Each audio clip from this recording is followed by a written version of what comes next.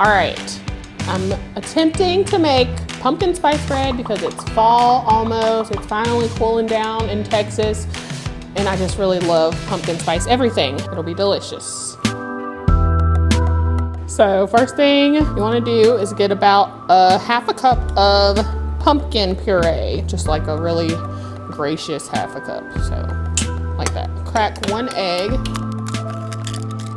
whisk in the egg, and then you can start whisking in the pumpkin.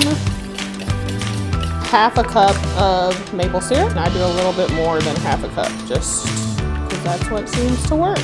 And then a teaspoon of vanilla. And then you're gonna mix in your butter. Just make sure that your butter's not too hot because I've been told it can cook the egg if you don't. And now we can add our dry ingredients. 1.5 cups of Paleo flour. Paleo flour is just almond flour, tapioca, coconut flour, and arrowroot. It's super easy to make. A teaspoon of baking soda, not baking powder. Don't make that mistake because I've done it about 3 times. And trust me when I say that your bread will not come out the same. Pinch of salt and mix all that stuff up. We're good. That's it. It's so easy. So after you mix this thoroughly, then you'll get a sheet of wax paper or parchment paper and put some pumpkin seed oil on it.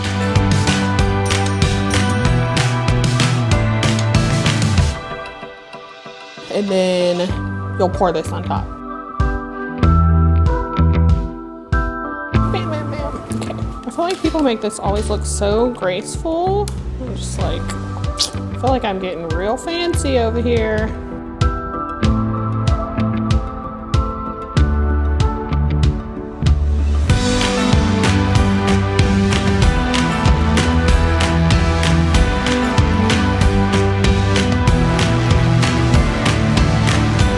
So good.